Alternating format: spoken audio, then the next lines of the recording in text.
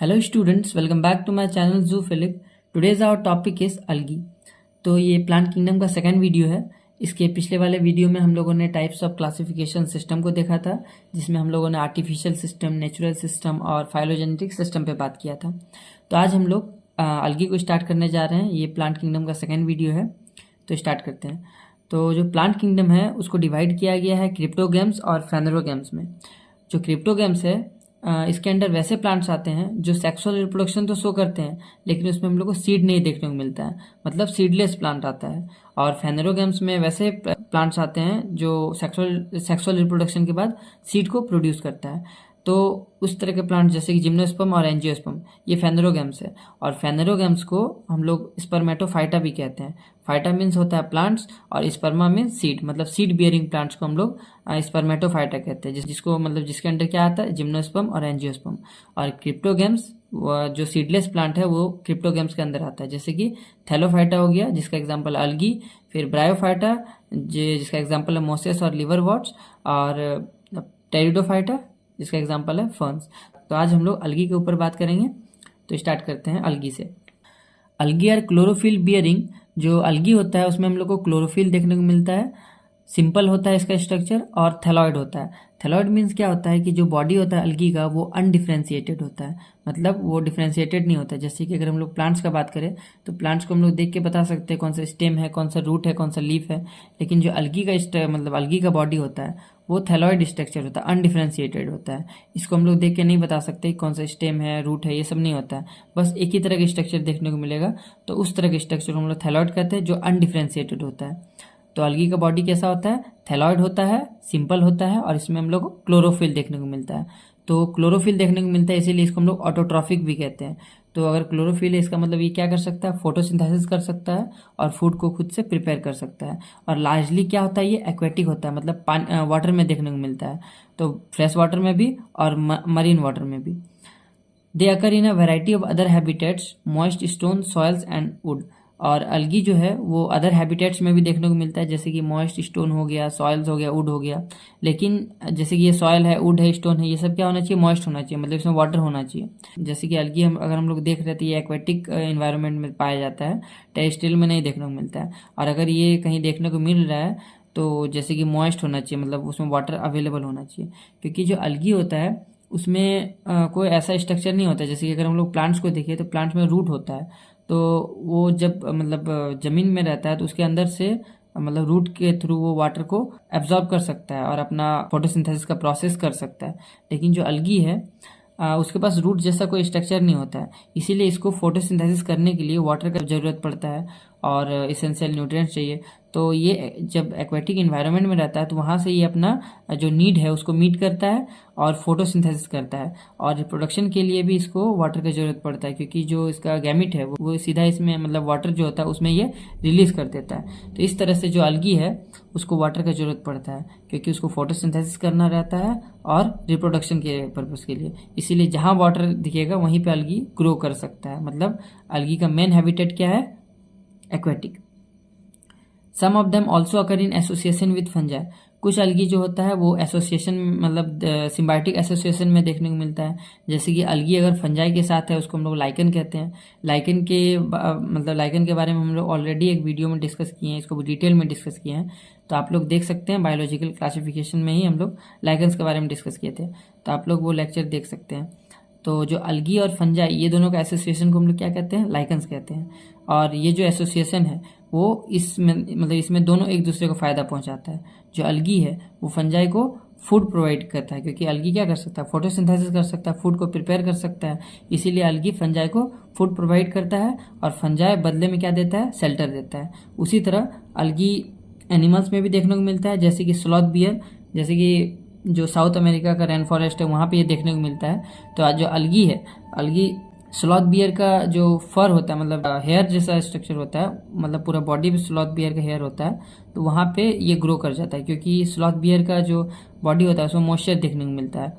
तो अलगी इसमें ग्रो कर जाता है। और स्लॉथ बियर हम लोग जानते हैं कि वो बहुत ज़्यादा लेजी टाइप का होता है, इसीलिए ये इस पर ग्रो कर जाता है। तो अलगी स्लॉथ बियर को क्या देता है, कैमोफ्लेज देता है, मतलब स्लॉथ बियर को कोई प्रीडेटर देख नहीं सकता है बिकॉज ऑफ अलगी, क्योंकि ये पूरा बॉडी को इसको ढक देता है, तो पूरा ग्रीन ग्रीन हो जाता है, जिस वजह से जो प्रीडेटर होता है वो पहचान नहीं पाता है। तो स्लॉथ बियर को क्या मिल रहा है, प्रोटेक्शन मिल रहा है ड्यू टू कैमोफ्लेज, और उसके बदले में अलगी को क्या मिल रहा है, शेल्टर मिल रहा है स्लॉथ बियर के बॉडी में। तो अलगी का ये एसोसिएशन था, मतलब सिम्बायोटिक एसोसिएशन। एक हम लोग देखे फंजाई के साथ और दूसरा एनिमल्स के साथ, जैसे कि स्लॉथ बियर हो गया। ठीक, the form and size of algae is highly variable. तो अलगी का जो फॉर्म है और साइज है वो बहुत ज़्यादा वेरिएबल होता है, ranging from colonial forms like Volvox and the filamentous form like Ulothrix and spirogyra. तो जो अलगी का फॉर्म और साइज है वो बहुत ज़्यादा वेरिएबल होता है। फॉर्म्स मतलब अलगी हम लोग को डिफरेंट डिफरेंट फॉर्म में देखने को मिलता है, या तो ये यूनिसेलुलर होगा, या फिर कॉलोनियल का फॉर्म में होगा, या फिर फिलामेंटस का फॉर्म में होगा। जैसे कि अलगी यूनिसेलुलर भी हो सकता है। अलगी क्या हो सकता है, यूनिसेलुलर भी हो सकता है। जैसे कि मतलब यूनिसेलुलर मतलब क्या होता है, सिंगल सेल का बना होता है। तो इसका एग्जांपल क्या है, जैसे कि क्लेमाइडोमोनास हो गया, और क्या हो गया, क्लेमाइडोमोनास क्लोरेला हो गया। तो अलगी हम लोग को यूनिसेलुलर भी देखने को मिलता है, जैसे एग्जांपल में क्या हो गया, क्लेमाइडोमोनास हो गया और क्लोरेला हो गया। और अलगी हम लोग को कॉलोनी मतलब कॉलोनी के फॉर्म में भी देखने को मिलता है। अलगी क्या बनाता है, कॉलोनी बनाता है, मतलब अलगी जो है वो कॉलोनियल फॉर्म में भी देखने को मिलता है। जैसे कि हम लोग को वॉलवॉक्स देखे हैं, जो क्या बनाता है, कॉलोनी बनाता है, मतलब बहुत सारा अलगी आपस में क्या करता है, कॉलोनी बना के रहता है। ठीक, ये फ्लैजिला है। तो इसका एग्जांपल जैसे कि वॉलवॉक्स हो गया। तो अलगी हम लोग को यूनिसेलुलर भी देखने को मिलता है, जैसे कि क्लोमाइडोमोनास क्लोरेला हो गया, और कॉलोनियल फॉर्म में भी देखने को मिलता है, जैसे कि वॉलवॉक्स हो गया। और किस फॉर्म में देखने को मिलता है, और हम लोग को ये फिलामेंटस के फॉर्म में भी देखने को मिलता है, फिलामेंटस भी होता है ये। जैसे कि ये कुछ इस तरह सिलेंड्रिकल स्ट्रक्चर बनाएगा, ठीक, कुछ इस तरह का रहता है, तो ये फिलामेंटस स्ट्रक्चर है। जैसे कि एग्जाम्पल में क्या हो गया, एग्जाम्पल में यूलोथ्रिक्स हो गया, और क्या हो गया, स्पायरोगैरा। तो ये सब कुछ एग्जाम्पल है, और ये डिफरेंट डिफरेंट फॉर्म्स है किसका, अलगी का। वो मतलब यूनिसेलुलर के भी फॉर्म में, मतलब सिंगल सेल के ही फॉर्म में भी रहता है, जैसे कि क्लेमाइडोमोनास क्लोरेला हो गया। कॉलोनियल फॉर्म में भी देखने को मिलता है, जैसे कि वॉलवॉक्स हो गया, मतलब कॉलोनी बना के रहता है। और फिलामेंटस के भी फॉर्म में देखने को मिलता है, जैसे कि यूलोथ्रिक्स हो गया और स्पायरोगैरा हो गया। तो ये सब कुछ एग्जाम्पल है डिफरेंट डिफरेंट फॉर्म्स का। The form and size of algae is highly variable, ranging from colonial forms like volvox and the filamentous form like Eulothrix and Spirogera। तो जो फॉर्म्स और साइज है अलगी का वो बहुत ज़्यादा वेरिएबल होता है, जैसे कि कॉलोनियल फॉर्म्स में जैसे कि हम लोग वॉलवॉक्स देखे, और फिलामेंटस फॉर्म जैसे कि यूलोथ्रिक्स और स्पायरोगैरा। तो यहाँ पे हम लोगों को यूनिसेलुलर फॉर्म नहीं बताया गया, क्योंकि जो यूनिसेलुलर है, मतलब जैसे क्लेमाइडोमोनास और क्लोरेला हो गया, वो है तो अलगी, लेकिन वो यूनिसेलुलर होने की वजह से उसको हम लोग प्रोटिस्टा में पढ़ते हैं, क्योंकि आर.एच. विटेकर किंगडम प्रोटिस्टा में इसको प्लेस कर दिया था, किसको, क्लेमाइडोमोनास और क्लोरेला को, क्योंकि यूनिसेलुलर अलगी है। यूनिसेलुलर इसका मतलब एक से सिंगल सेल का बना हुआ है, इसीलिए इसको हम लोग उसी में पढ़ते हैं, प्रोटिस्टा में, इसलिए यहाँ पे नहीं दिया गया। तो वो भी अलगी ही है। तो वो हम लोग क्या देखें कि जो फॉर्म है अलगी का, वो सिंगल सेल से लेकर कॉलोनी भी बनाता है, और उसमें हम लोग को फिलामेंट स्ट्रक्चर भी देखने को मिलता है। और अगर साइज का बात करें तो साइज में भी ये यूनिसेलुलर से बहुत लंबा भी ग्रो कर सकता है, जैसे कि a few of the marine form such as kelps form massive plant body. जैसे कि एग्जांपल है कैल्प, ये एक ब्राउन अलगी है, ये 100 मीटर तक ग्रो कर जाता है। तो 100 मीटर सोच सकते हैं कितना बड़ा हो सकता है, ये ओशन में देखने को मिलता है।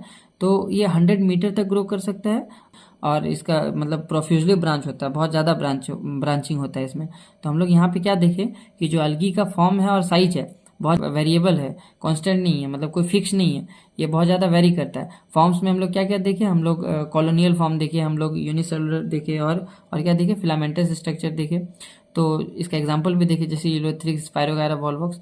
तो ये फॉर्म्स था। और साइज में हम लोग क्या देखे, जैसे कि कैल्प है, कैल्प एक जायंट अलगी है जो 100 मीटर तक ग्रो कर सकता है।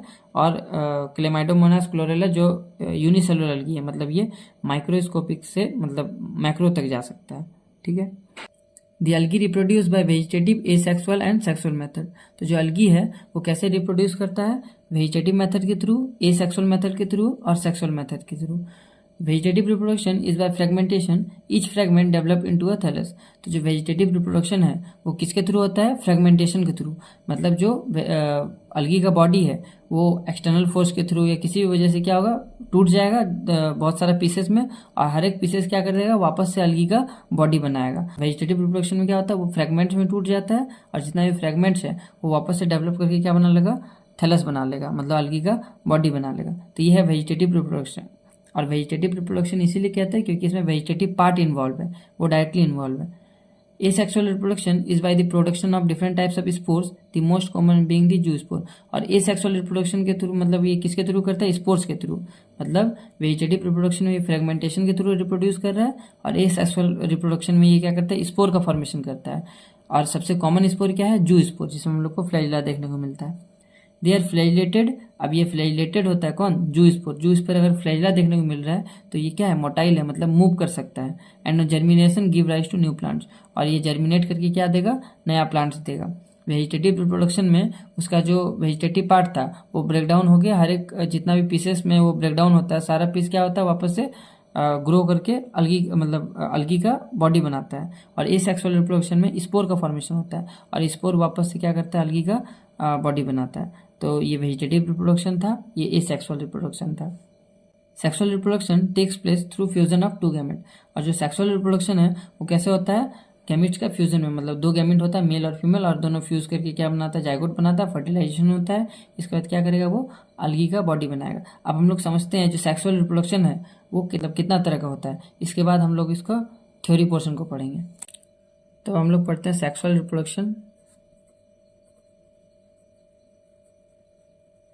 इन अलगी। मतलब अलगी का 3 टाइप्स ऑफ सेक्सुअल रिप्रोडक्शन देखने को मिलता है। पहला होता है आइजोगैमस। आइजोगैमस में क्या होता है कि जो गैमीट होता है, मतलब सेक्सुअल रिप्रोडक्शन का क्या है उसमें हम लोग को, जैसे कि सेक्सुअल रिप्रोडक्शन में क्या देखते हैं कि जो गैमीट होता है, एक मेल गैमीट होता है, एक फीमेल गैमीट होता है, और दोनों फ्यूज करके क्या बनाता है? जाइगोट बनाता है। ये हम लोग जानते हैं जो सेक्सुअल रिप्रोडक्शन में देखने को मिलता है। तो सेक्सुअल रिप्रोडक्शन 3 टाइप्स का होता है, एक होता है आइसोगैमस, और एक होता है anisogamous,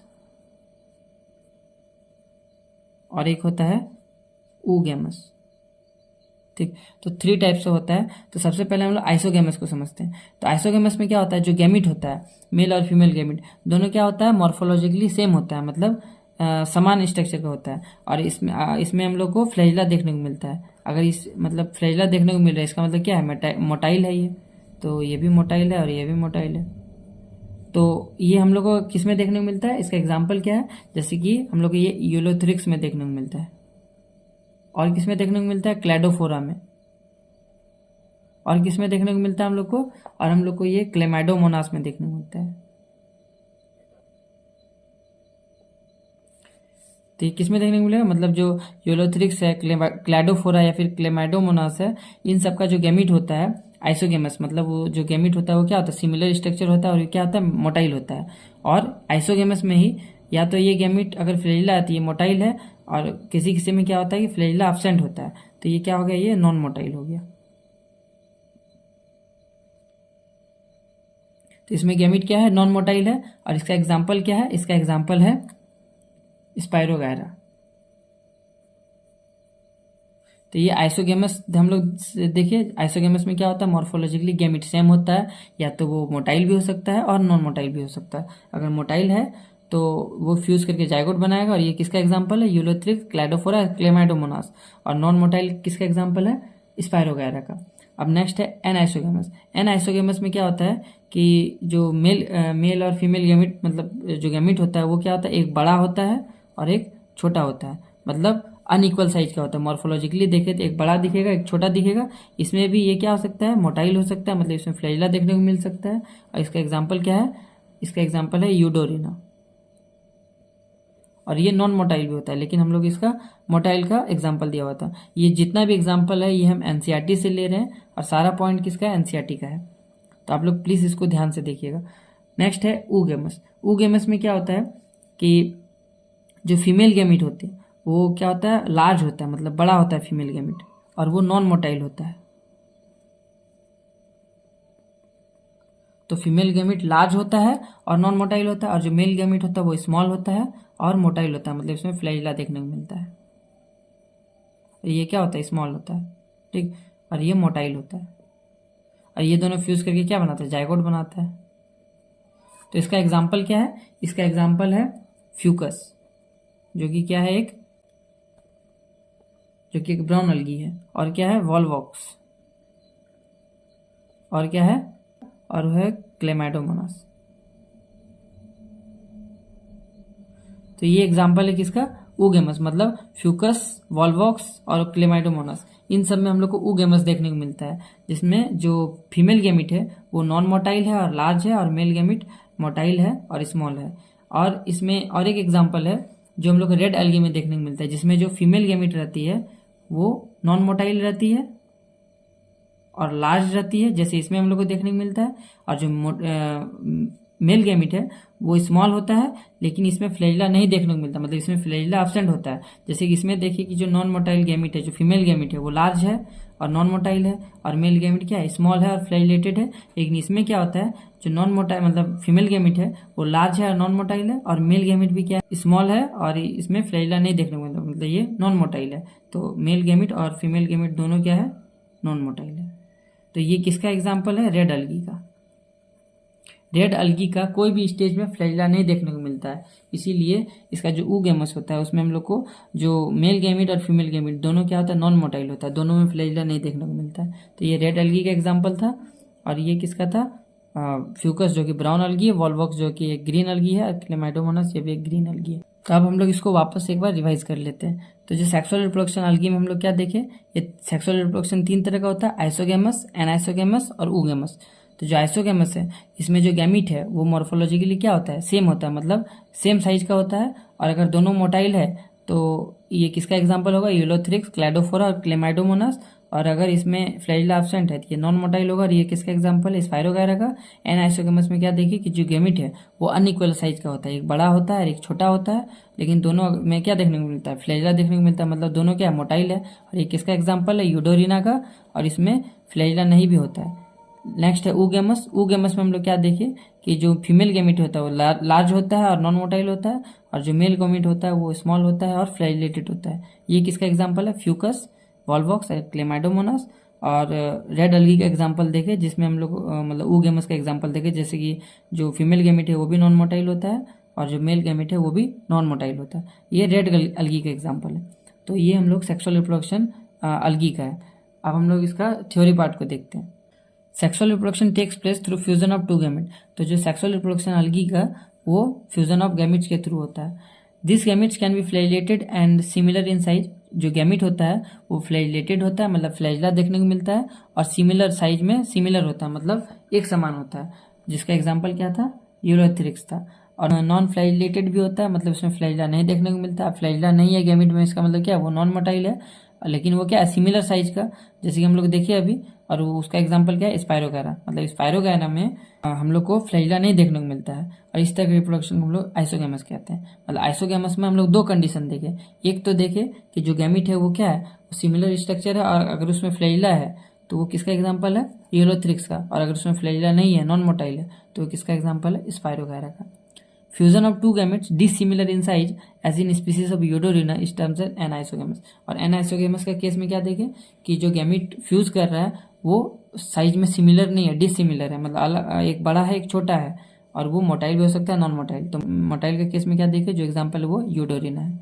fusion between one large non motile female gamete and smaller motile male gamete इस टर्म्ड एज ऊगेमस। तो ऊगेमस में क्या देखें कि एक फीमेल गैमेट था जो लार्ज था, बहुत बड़ा था और नॉन मोटाइल था, और जो मेल गैमेट था वो स्मॉल था और मोटाइल था, जिसका एग्जांपल क्या है, वॉलवॉक्स और फ्यूकस। और रेड अलगी का भी हम लोग देखे, जिसमें जो ऊगेमस रहता है उसमें जो गैमेट होता है वो नॉन मोटाइल होता है। इसमें तो मेल मोटाइल था, उसमें मेल भी क्या होता है, नॉन मोटाइल होता है, वो रेड अलगी का केस में था। तो अभी तक हम लोग अलगी का एक जनरल इंट्रोडक्शन को देखिए। अब हम लोग इसका इकोनॉमिक इंपॉर्टेंस को समझते हैं। Next is economic importance of algae. Algae are useful to man in a variety of ways. जो अलगी है वो हम लोग के लिए डिफरेंट वेज से, मतलब वो बहुत ज़्यादा यूजफुल होता है। At least a half of the total carbon dioxide fixation on earth is carried out by algae through photosynthesis. ये जो algae है इसमें क्या होता है, ग्रीन पिगमेंट देखने को मिलता है, मतलब ये ऑटोट्रॉफ है, तो ये क्या करेगा, फोटोसिंथेसिस करेगा। और ये टोटल कार्बन डाइऑक्साइड मतलब जितना भी कार्बन डाइऑक्साइड है उसका हाफ कार्बन डाइऑक्साइड फिक्सेशन कौन करता है, algae करता है थ्रू फोटोसिंथेसिस। ठीक है, क्योंकि ये माइक्रोस्कोपिक होता है, मतलब ये सिंपल होता है और बहुत ज़्यादा होता है, नंबर में बहुत ज़्यादा होता है, इसीलिए ये half of the total carbon dioxide fixation algae ही करता है। Being photosynthetic, they increase the level of dissolved oxygen in their immediate environment.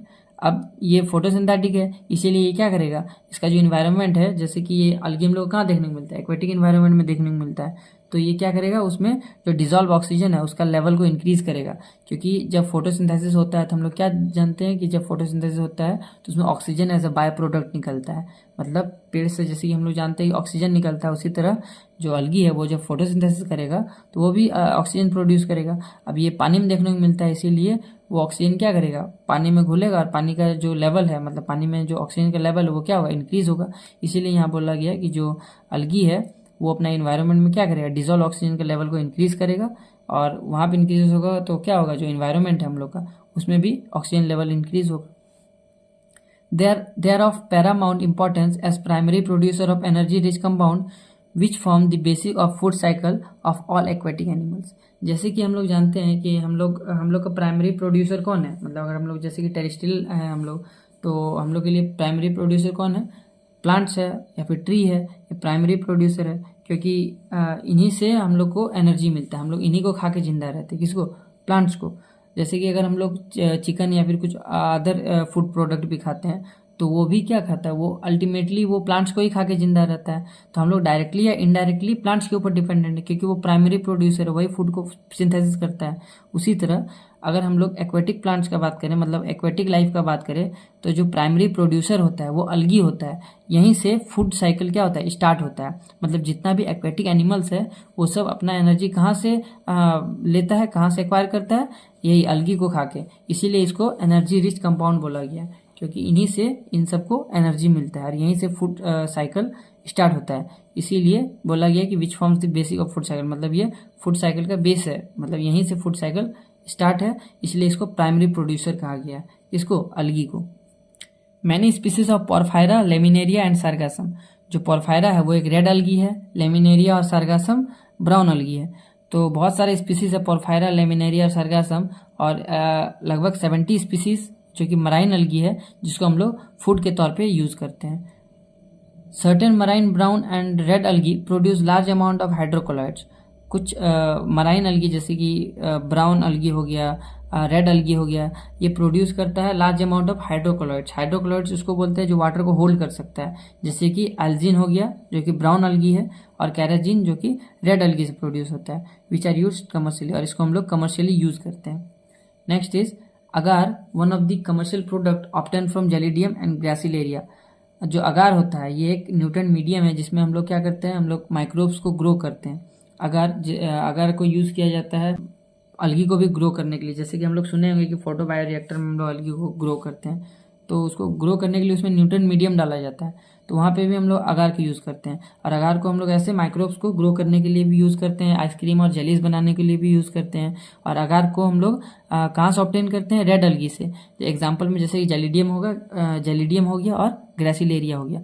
तो अगार एक न्यूट्रन मीडियम है जो माइक्रोब्स को ग्रो करने के लिए यूज़ किया जाता है, इससे आइसक्रीम और जेलीज भी बनता है, और इसको हम लोग रेड अलगी से ऑब्टेन करते हैं, जैसे एग्जाम्पल में जेलिडियम हो गया और ग्रासिलेरिया हो गया। Chlorella, a unicellular alga rich in protein, is used as food supplement even by space traveler। और जो क्लोरेला होता है ये एक यूनिसेलुलर अलगा है, जिसको एज अ प्रोटीन सोर्स मतलब फूड सप्लीमेंट के तौर पे जो स्पेस ट्रैवलर होता है वो यूज़ करता है, क्योंकि इसमें बहुत ज़्यादा प्रोटीन होता है। और जैसे कि क्लोरेला हो गया, और एक होता है स्पाइरुलिना, वो भी हम लोग एज अ प्रोटीन के सोर्स पे यूज़ करते हैं, तो वो भी क्या है, एक अलगी है। तो ये सब इकोनॉमिक इम्पोर्टेंस था अलगी का, जिसमें हम लोग बहुत कुछ देखे कि जो अलगी है वो क्या कर सकता है, कार्बन डाइऑक्साइड फिक्सेशन करता है, वो ऑक्सीजन लेवल को बढ़ाता है, और वो फूड के सोर्स पे भी मतलब फूड के तौर पे भी यूज़ किया जाता है, वो हाइड्रोकोलॉइड्स होता है। और क्या होता है, जो अगार होता है वो भी ऑब्टेन करते हैं, जिसमें माइक्रोब्स को ग्रो करते हैं। फिर वो मतलब बहुत अच्छा प्रोटीन सोर्स भी है, स्पेस ट्रैवलर यूज़ करता है। तो ये सब इकोनॉमिक इंपॉर्टेंस था। अब हम लोग अलगी का डिफरेंट क्लासेस को समझते हैं। So algae are divided into 3 main classes, Chlorophyceae, Phaeophyceae और रोडोफाइसिया। क्लोरोफाइसिया को हम लोग ग्रीन अलगी कहते हैं, फेओफाइसिया को ब्राउन अलगी और रोडोफाइसिया को रेड अलगी। तो स्टार्ट करते हैं क्लोरोफाइसिया से, मतलब ग्रीन अलगी से। The member of chlorophyceae are commonly called green algae. जो मेंबर होता है क्लोरोफाइसी का उसको हम लोग क्या बोलते हैं, ग्रीन अलगी कहते हैं। द प्लांट बॉडी में भी यूनिसेलुलर, कॉलोनियल और फिलामेंटस। और जो प्लांट बॉडी होता है वो क्या होता है, यूनिसेलुलर हो सकता है मतलब सिंगल सेल का, कॉलोनियल भी हो सकता है जैसे कि वॉल्वॉक्स हो गया, और फिलामेंटस भी हो सकता है जैसे कि यूलोथ्रिक्स और स्पाइरो वगैरह। तो हम लोग ये ऑलरेडी डिस्कस किए हैं जब हम लोग इसका स्ट्रक्चर को देख रहे थे तब। तो मतलब डिफरेंट डिफरेंट फॉर्म्स को हम लोग जब देख रहे थे तो हम लोग क्या देखिए, यूनिसेलुलर फॉर्म देखिए, कॉलोनियल और फिलामेंटस फॉर्म। तो इसका डिफरेंट डिफरेंट फॉर्म्स होता है। They are usually grass green due to the dominance of pigment chlorophyll a and b. और ये ग्रास ग्रीन होता है, मतलब जैसे कि हम लोग अगर घास सबको देखें, ग्रास को देखें तो वो बहुत ज़्यादा ग्रीन होता है। उसी तरह का जो अलगी होता है उसी तरह वो बहुत ग्रीन देखने को मिलता है because of chlorophyll a and b. The pigments are localized in definite chloroplast. अब ये जो प्लांट सेल है, प्लांट सेल में हम लोग क्या देखने को मिलता है, क्लोरोप्लास्ट देखने को मिलता है। और इसी में क्या होता है, क्लोरोफिल होता है। तो जो क्लोरोफिल ए और बी होता है ये एक पिगमेंट है, और ये कहाँ देखने को मिलता है हम लोग को, क्लोरोप्लास्ट में देखने को मिलता है। द क्लोरोप्लास्ट में भी discoid, plate like, reticulate, cup shape, spiral और ribbon shape in different species. तो जो क्लोरोप्लास्ट होता है वो डिफरेंट डिफरेंट शेप का हो सकता है। तो जो क्लोरोप्लास्ट होता है वो डिफरेंट डिफरेंट शेप का हो सकता है, या तो वो डिस्कॉइड हो सकता है मतलब डिस्क शेप का हो सकता है कुछ इस तरह करके, ये डिस्क शेप हो गया। प्लेट लाइक स्ट्रक्चर होता है, कुछ प्लेट लाइक स्ट्रक्चर इस तरह हम लोग को देखने को मिलता है। और क्या होता है, और रेटिकुलेट होता है कुछ इस तरह करके, ये क्या है, रेटिकुलेट हो गया। और क्या होता है, कप शेप का होता है मतलब कुछ कप स्ट्रक्चर कुछ इस तरह का क्लोरोप्लास्ट देखने को मिलेगा। स्पाइरल शेप का भी होता है मतलब कुछ इस तरह करके देखने को मिलेगा, कुछ स्पाइरल टाइप का देखने को मिलता है। तो ये सब डिफरेंट डिफरेंट शेप है किसका, क्लोरोप्लास्ट का। तो ये क्या हो गया, डिस्कॉइड शेप हो गया, डिस्क शेप हो गया, प्लेट लाइक स्ट्रक्चर ये हो गया, रेटिकुलेट हो गया, ये कप शेप का हो गया, और ये क्या हो गया, स्पाइरल हो गया मतलब कुछ स्पाइरल फॉर्म का दिखेगा। तो ये सब different different types of chloroplast है जो हम लोग को ग्रीन अलगी में देखने को मिलता है। और इसके अंदर क्या होता है, क्लोरोफिल होता है। Most of the member have one और मोर स्टोरेज बॉडीज कॉल्ड पायरिनॉइड्स। और जो ग्रीन अलगी है, मोस्ट ऑफ द ग्रीन अलगी के पास एक या एक से ज़्यादा पायरिनॉइड्स होता है जो क्लोरोप्लास्ट में देखने को मिलता है। पायरिनॉइड्स कंटेन प्रोटीन्स बिसाइड स्टार्च। और इसमें हम लोग क्या देखने को मिलेगा, प्रोटीन देखने को मिलेगा बिसाइड स्टार्च। जैसे कि ये क्लोरोप्लास्ट है, ये क्या है, ये क्लोरोप्लास्ट है, मतलब ये क्लोरोप्लास्ट है। अब इसके अंदर हम लोगों को क्या देखने को मिलेगा, पायरिनॉइड्स देखने को मिलेगा। ये क्या है, पायरिनॉइड्स, ठीक। ये किसके अंदर है, क्लोरोप्लास्ट के अंदर है। और इसका जो आउटर है मतलब आउटर लेयर है वो क्या है, ये स्टार्च है।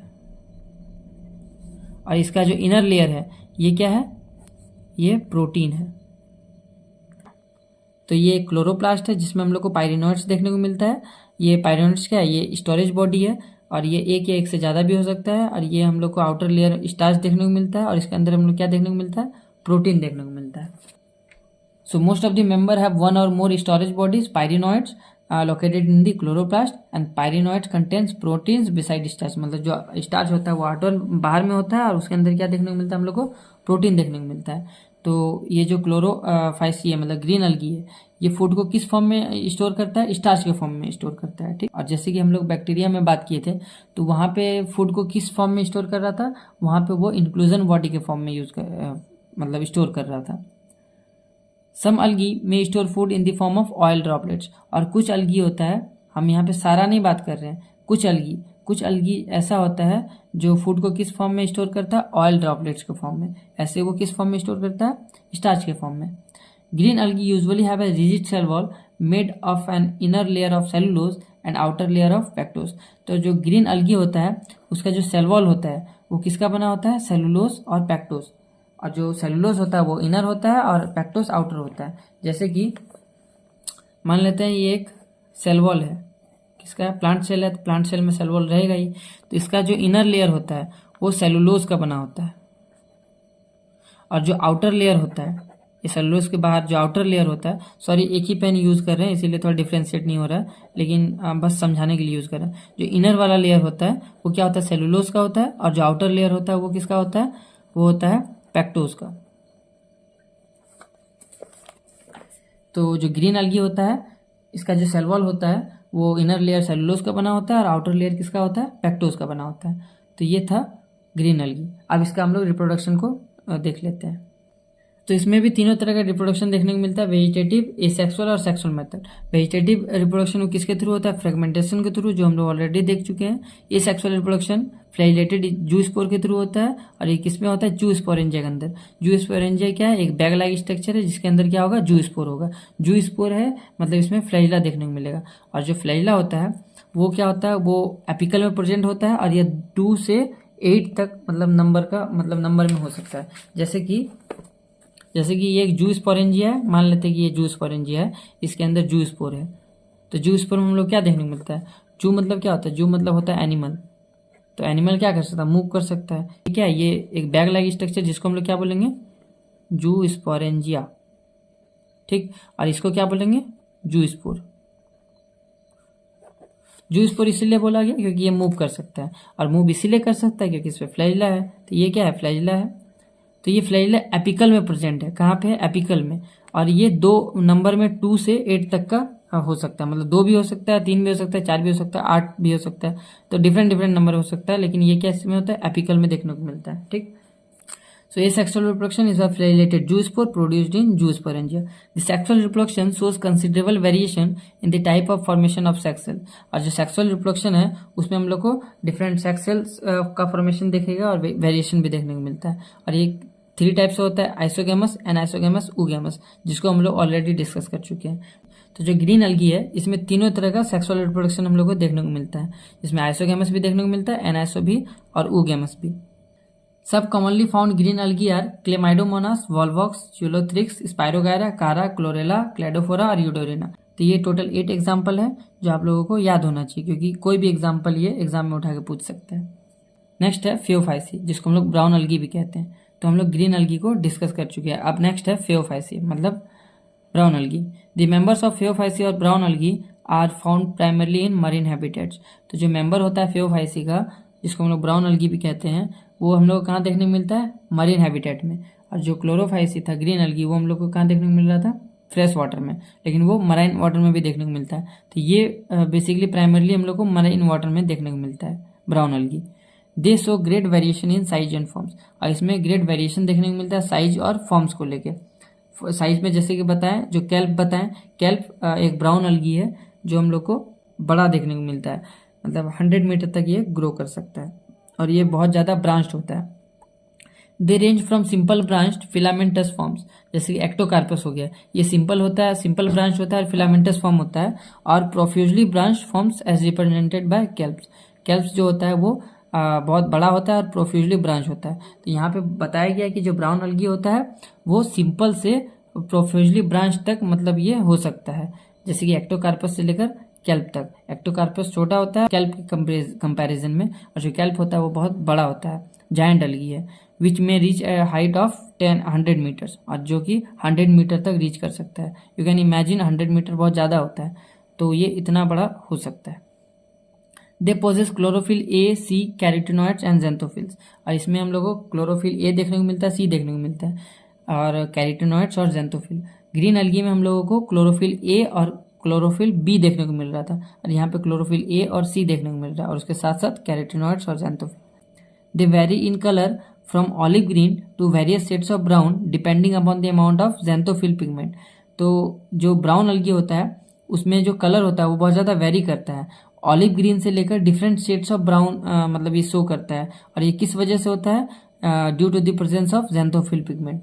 इसी की वजह से जो कलर होता है वो बहुत ज़्यादा वेरी करता है, मतलब ऑलिव ग्रीन भी देखने को मिलता है और डिफरेंट शेड्स ऑफ ब्राउन का डिफरेंट शेड्स भी देखने को मिलता है, और ये जेंथोफिल पिगमेंट के प्रेजेंट होने की वजह से होता है।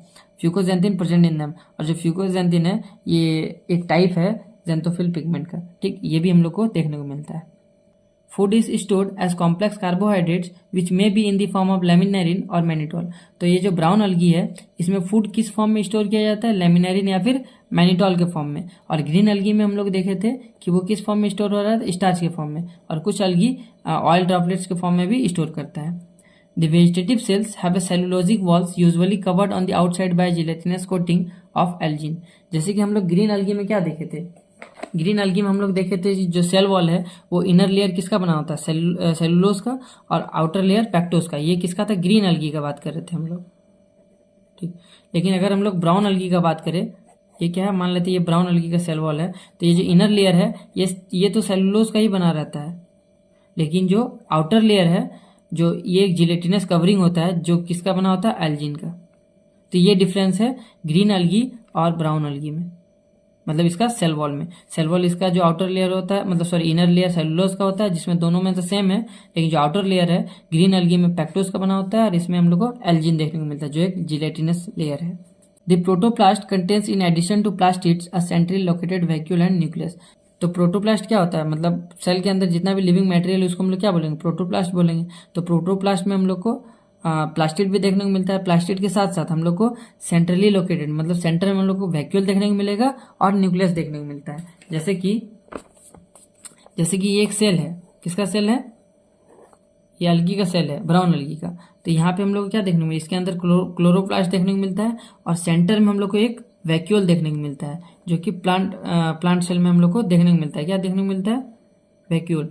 और इसका साइड में हम लोग क्या देखने को मिलेगा, न्यूक्लियस।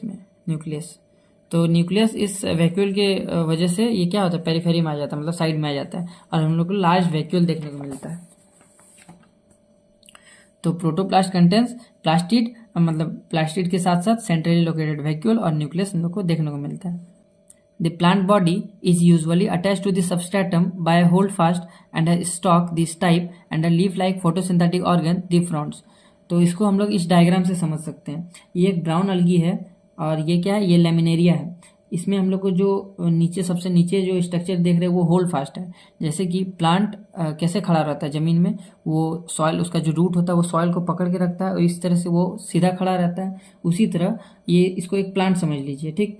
तो ये जो अलगी प्लांट ही है, तो ये जो अलगी है इसका जो रूट जैसा स्ट्रक्चर जिसको हम लोग होल्ड फास्ट कहते हैं, ये सबस्ट्रेटम को पकड़ के रखता है। अब सबस्ट्रेटम कुछ भी हो सकता है, जैसे कि रॉक हो गया या फिर कोई अनदर अलगी हो गया या फिर सॉइल हो गया।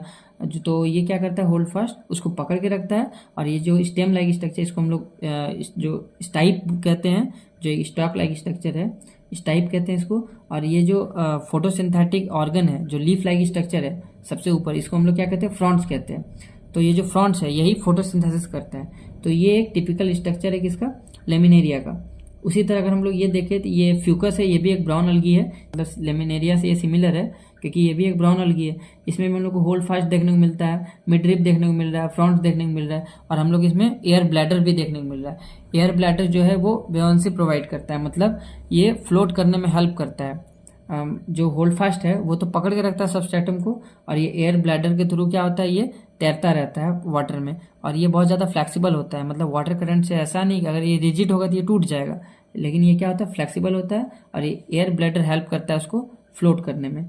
और ये एक स्ट्रक्चर है, ये डिक्टियोटा की स्ट्रक्चर है, ये भी एक ब्राउन अलगी है जो सेम है जैसे कि हम लोग लेमिनेरिया और फ्यूकस देखे उसी के जैसा है ये भी, जिसमें हम लोग स्टाइप देखने को मिल रहा है और फ्रॉन्ट्स देखने को मिल रहा है। तो ये जो फ्रॉन्ट्स है यही क्या करता है, फोटोसिंथेसिस करता है, ठीक। सो ये plant body usually attach to the substratum by holdfast के थ्रू ये सबस्ट्रेटम से चिपका रहता है, मतलब अटैच रहता है। और जो स्टॉक लाइक स्ट्रक्चर जिसको हम लोग स्टाइप कहते हैं, जैसे कि आप यहाँ पे डायग्राम में देखे थे, जिसको स्टाइप बोल रहे थे, और जो लीफ लाइक फोटोसिंथेटिक ऑर्गन्स था उसको हम लोग फ्रॉन्ट्स कह रहे थे। अब हम लोग इसका रिप्रोडक्शन को समझते हैं।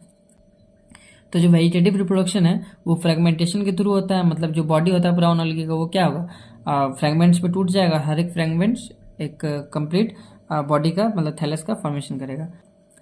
Asexual reproduction in most brown algae is by biflagellated zoospore that are pear-shaped and have two unequal laterally attached flagella। तो जो ब्राउन अलगी होता है उसमें एसेक्सुअल रिप्रोडक्शन में क्या होता है, बायफ्लैजिलेटेड जूस्पोर देखने को मिलता है।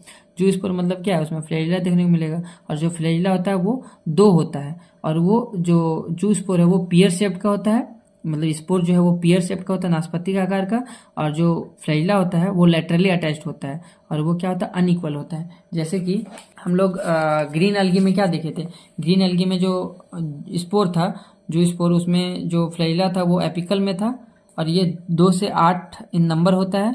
लेकिन जो ब्राउन एल्गी होता है उसमें जो फ्लैजिला होता है वो लेटरली प्लेस्ड होता है और अनइक्वल इन साइज, मतलब एक बड़ा होता है और एक छोटा होता है, और ये 2 इन नंबर होता है। तो जो स्पोर होता है वो बाय फ्लैजिलेटेड होता है, मतलब 2 फ्लैजिला देखने को मिलता है, पियर शेप्ड का होता है, और वो लेटरली अटैच्ड होता है और अनइक्वल होता है। ठीक।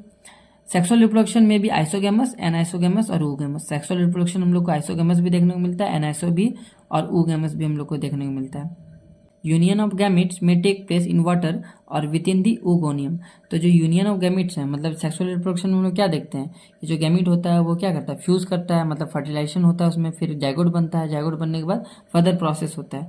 तो इसमें क्या होता है सेक्सुअल रिप्रोडक्शन में इन ब्राउन एल्गी, इसके केस में क्या होता है कि जो गैमिट होता है वो या तो वाटर में छोड़ दिया जाता है, मतलब वाटर में वो फ्यूज करता है, या फिर oogoनियम के अंदर होता है। ये oogamous का प्रोसेस में होता है, मतलब oogamous वाला स्पीसीज में होता है।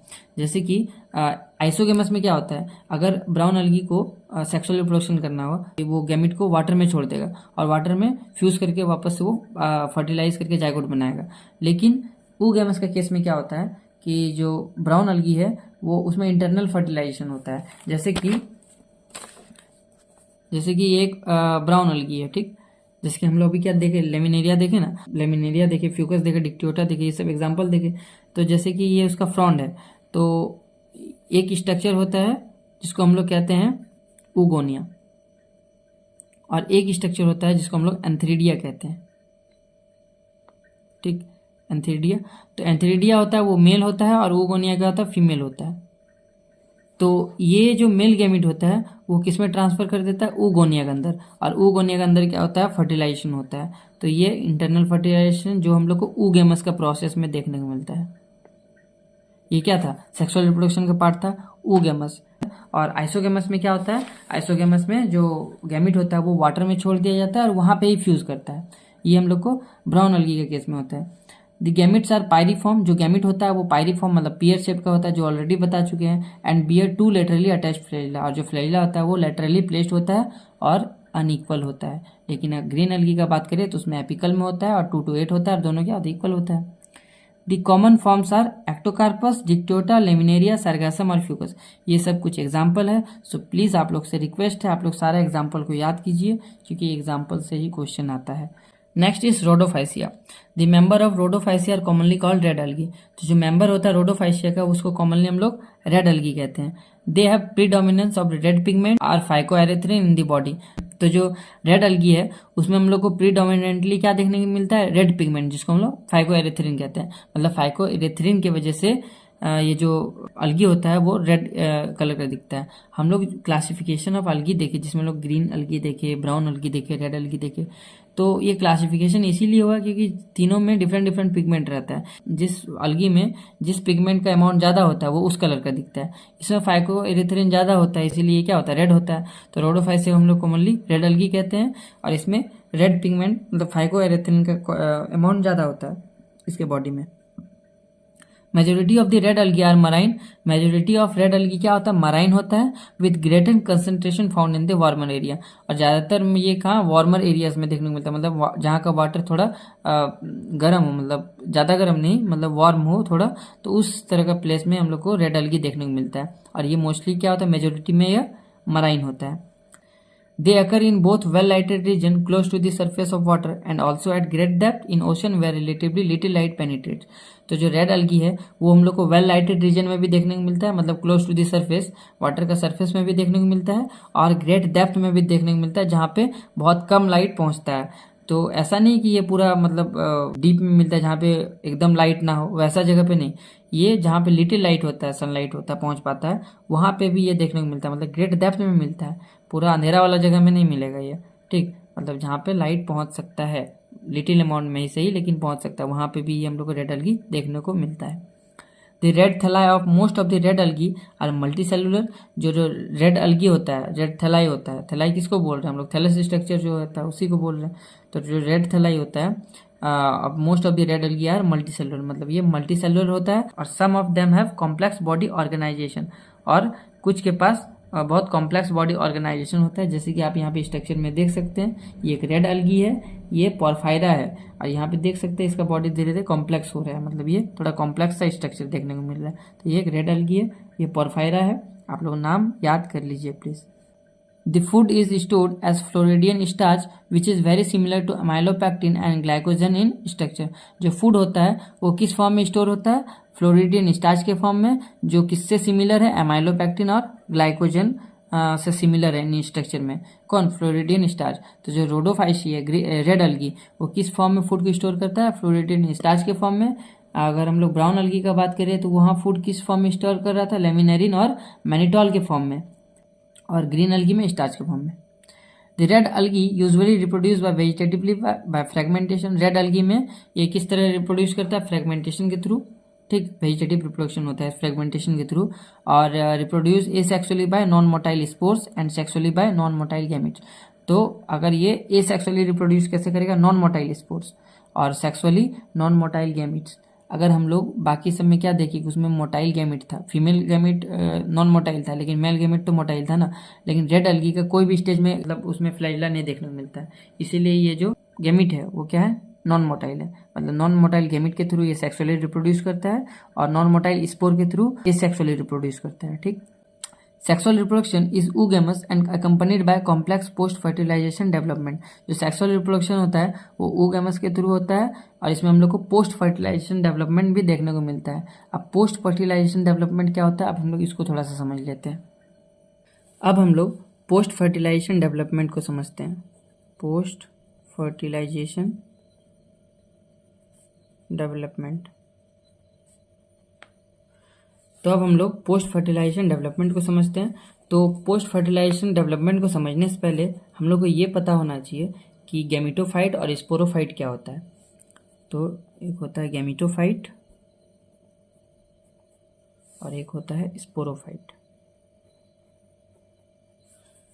ये जो गैमेटोफाइट और स्पोरोफाइट है, ये स्टेज है, मतलब अलगी का लाइफ साइकिल में दो स्टेज होता है, एक होता है गैमेटोफाइट और एक होता है स्पोरोफाइट। तो गैमेटोफाइट नाम से यह पता चल रहा है कि गैमेटोफाइट क्या करेगा? गैमीट बनाएगा, और ये हैप्लॉइड होता है, मतलब जो गैमेटोफाइट बॉडी होता है वो हैप्लॉइड होता है, और स्पोरोफाइट डिप्लॉइड बना होता है। ये क्या होता है? स्पोरोफाइट डिप्लॉइड होता है, और ये क्या करता है? स्पोर बनाता है। गैमेटोफाइट गैमीट बनाता है, तो बना देते हैं गैमीट। तो गैमेटोफाइट क्या करेगा? गैमीट बनाएगा, ठीक, कोई भी मेल और फीमेल किसी को भी मान सकते हैं। तो ये गैमीट बना दिया, ठीक। ये क्या है? गैमेटोफाइट स्टेज, ये गैमीट बनाया, और गैमीट क्या होता है? हैप्लॉइड होता है। गैमेटोफाइट बॉडी जो है वो भी हैप्लॉइड है। तो हैप्लॉइड से हैप्लॉइड बनाने के लिए क्या होता है? यहाँ पे माइटोसिस होता है। अगर हम लोग अपना बात करें तो हम लोग का बॉडी क्या होता है? डिप्लॉयड होता है, मतलब 2n नंबर ऑफ क्रोमोसोम हम लोग को देखने को मिलता है। और जब हम लोग का मतलब बॉडी जब गैमीट बनाता है तो वो क्या करता है? हम लोग का गैमीट हैप्लॉइड होता है, n नंबर ऑफ क्रोमोसोम। तो यहाँ पे क्या होता है? मियोसिस होता है। मतलब मियोसिस में क्या होता है? 2n नंबर ऑफ क्रोमोसोम से फिर n नंबर ऑफ क्रोमोसोम बनाते हैं। लेकिन ये जो गैमेटोफाइट बॉडी है ये ऑलरेडी हैप्लॉइड है, इसीलिए जो गैमीट बनेगा वो भी हैप्लॉइड ही बनेगा। तो वहाँ पे हम लोग क्या करेंगे? माइटोसिस करेंगे। तो ये गैमीट बन गया। गैमीट बनने के बाद क्या होगा? यहाँ पे फर्टिलाइजेशन होगा। तो मेल और फीमेल गैमीट फर्टिलाइज किया और वो क्या बना दिया? जाइगोट बना दिया। अब यहाँ पे जो हम लोग को जाइगोट देखने को मिल रहा है वो क्या है? डिप्लॉयड, मतलब 2 सेट्स ऑफ क्रोमोसोम देखने को मिल रहा है, डिप्लॉयड है। और ये स्टेज को हम लोग स्पोरोफाइट कहते हैं। मतलब स्पोरोफाइट हम लोग उस स्टेज को कहेंगे जहाँ पे हम लोग को डिप्लॉयड क्रोमोसोम देखने को मिलेगा। तो जो जाइगोट है इसमें डिप्लॉयड नंबर ऑफ क्रोमोसोम है। अब ये जो जाइगोट है ये क्या करता है? ये मियोसिस किया, ये क्या करेगा? मियोसिस करेगा। मियोसिस करने के बाद 4 हैप्लॉयड स्पोर बनाएगा। ये हैप्लॉयड स्पोर है, तो 4 हैप्लॉयड स्पोर बनाएगा। और ये जो हैप्लॉयड स्पोर है वापस से ये क्या करेगा? जर्मिनेट करके ये वापस से जर्मिनेट करेगा और गैमेटोफाइट बॉडी बनाएगा, या फिर माइटोसिस करेगा, कुछ भी बोल सकते हैं। तो ये जर्मिनेट करके गैमेटोफाइट बॉडी बना दिया। तो जो अलगी का लाइफ साइकिल में हम लोग को 2 स्टेज देखने को मिलता है, गैमेटोफाइट, स्पोरोफाइट। गैमेटोफाइट वैसा स्टेज है जिसमें हम लोग को हैप्लॉयड नंबर ऑफ क्रोमोसोम देखने को मिलता है, और स्पोरोफाइट में डिप्लॉयड नंबर ऑफ क्रोमोसोम देखने को मिलता है। तो गैमेटोफाइट माइटोसिस करके गैमीट बनाया, गैमीट फर्टिलाइज करके जाइगोट बनाया, जाइगोट फिर मियोसिस करके स्पोर बनाया, हैप्लॉयड नंबर ऑफ स्पोर, और ये वापस से जर्मिनेट करके गैमेटोफाइट बनाया। तो ये अलगी का लाइफ साइकिल है। इसमें जो जाइगोट है बस यही स्टेज में हम लोग को 2 सेट्स ऑफ क्रोमोसोम देखने को मिलता है, मतलब डिप्लॉयड क्रोमोसोम देखने को मिल रहा है। तो ये क्या है, इस स्टेज को हम लोग स्पोरोफाइट कहते हैं। और ये क्या कर रहा है, स्पोर बना रहा है। हम बताएं कि जो स्पोरोफाइट है वो क्या करता है, स्पोर बनाता है। तो ये जो डिप्लॉयड क्रोमोसोम है, मतलब जो जाइगोट है, वो स्पोर बना रहा है। तो ये स्पोरोफाइट हो गया और ये गेमिटोफाइट हो गया। तो हम लोग क्या देख रहे हैं कि जो अलगी है उसका लाइफ साइकिल में जो गेमिटोफाइट स्टेज होता है वो ज़्यादा बड़ा होता है एज कम्पेयर टू स्पोरोफाइट। हम लोग कह सकते हैं जो गेमिटोफाइट स्टेज होता है वो डोमिनेंट होता है। ठीक, तो जैसे कि हम लोग यहाँ भी देख रहे हैं हैप्लॉइड नंबर ऑफ क्रोमोसोम, यहाँ भी हैप्लॉइड, बस यहाँ पे डिप्लॉयड है, बाकी सब हैप्लॉइड है। तो जो हैप्लॉइड नंबर मतलब जो गेमिटोफाइट स्टेज होता है वो बड़ा होता है स्पोरोफाइट स्टेज से। तो ये अलगी का लाइफ साइकिल है। लेकिन पोस्ट फर्टिलाइजेशन डेवलपमेंट में क्या होता है कि ये जो जाइगोट है ये मियोसिस ना करके इसमें माइटोसिस हो जाता है। आई रिपीट कि यहाँ पे जाइगोट में मियोसिस ना होके इसमें माइटोसिस हो जाता है। अब ये जो माइटोसिस किया इसका मतलब क्या किया, ये माइटोसिस करके मतलब डबल सेट्स ऑफ क्रोमोसोम, ये डिप्लॉयड हम लोग को क्रोमोसोम देखने को मिलेगा। तो ये जो सिंगल सेल है ना, अब ये क्या हो जाएगा, मल्टी सेलुलर, मतलब मल्टी सेलुलर बॉडी बना लेगा। और ये क्या है, हम लोग को 2n नंबर ऑफ क्रोमोसोम देखने को मिलेगा। मतलब ये जो जाइगोट है वो क्या कर लिया, मल्टी सेलुलर बॉडी बना लिया, जिसको हम लोग क्या कहते हैं, स्पोरोफाइटिक स्टेज। ठीक है, ये स्पोरोफाइटिक स्टेज है। तो ये जो जाइगोट है ये मियोसिस ना करके माइटोसिस डिवीजन किया और ये क्या किया, स्पोरोफाइट बॉडी बना लिया। ठीक, तो ये हम लोग को पोस्ट फर्टिलाइजेशन डेवलपमेंट में देखने को मिलता है। ये बेसिकली हम लोग को रेड अलगी में देखने को मिलता है, जैसे कि पोरफायरा हो गया, ग्रेसिलेरिया हो गया, जेलिडियम हो गया। इसमें हम लोग को क्या देखने को मिलता है, जो स्पोरोफाइट है वो डोमिनेंट स्टेज होता है। हम अभी क्या बताएं कि जो अलगी है उसका जो गेमिटोफाइट स्टेज होता है, जो अगर हम लोग जनरली देखें तो जो गेमिटोफाइट स्टेज होता है वो बड़ा होता है as compare to sporophytic stage. जो गेमिटोफाइट स्टेज होता है वो डोमिनेंट होता है, स्पोरोफाइटिक नहीं होता है। लेकिन पोस्ट फर्टिलाइजेशन डेवलपमेंट में क्या होता है कि ये जो जाइगोट है वो मियोसिस ना करके माइटोसिस कर गया। अब इसका क्या हो गया, इसका जो मतलब स्टेज था वो इंक्रीज कर गया क्योंकि ये स्पोरोफाइट बॉडी बना लिया। तो यहाँ पे क्या होता है कि ये जो स्पोरोफाइट है ये डोमिनेंट हो जाता है और ये रिसेसिव हो जाता है। ठीक, तो ये जो स्टेज है स्पोरोफाइट स्टेज, ये हम लोग को रेड अलगी में देखने को मिलता है। जैसे कि एग्जांपल में पोरफायरा हो गया, पोरफायरा और जेलिडियम, और क्या हो गया, ग्रेसिलेरिया। तो ये सब कुछ एग्जांपल है जो हम लोग को स्पोरोफाइट देखने को मिलता है। ठीक, मतलब स्पोरोफाइट स्टेज देखने को मिलता है। तो ये है post fertilisation development. I hope ये आप लोग को समझ में आ गया।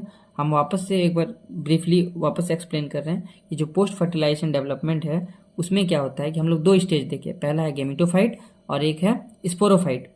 जो गेमिटोफाइट है वो गैमीट बनाता है और स्पोरोफाइट स्पोर बनाता है। गैमीटोफाइट माइटोसिस करके क्या किया, गैमीट बनाया, गैमीट फर्टिलाइज करके जाइगोट बनाया। अब ये जो जाइगोट है वो मियोसिस करके वापस से स्पोर बनाया, स्पोर जर्मिनेट करके गैमिटोफाइट बॉडी बनाया। तो यहाँ पे जो स्पोरोफाइट होता है वो क्या होता है, 2 सेट ऑफ मतलब 2n नंबर ऑफ क्रोमोसोम देखने को मिलता है। तो यहाँ पे जो जाइगोट ही है वही एक ऐसा स्टेज देखने को मिल रहा है जहाँ पे 2n नंबर ऑफ क्रोमोसोम है। तो ये जो स्पोरोफाइट स्टेज होता है वो छोटा होता है और गेमिटोफाइट स्टेज बड़ा होता है। ये हम लोग को अलगी का केस में बता रहा है। अलगी का लाइफ साइकिल में गेमिटोफाइट स्टेज ज़्यादा बड़ा होता है स्पोरोफाइट से।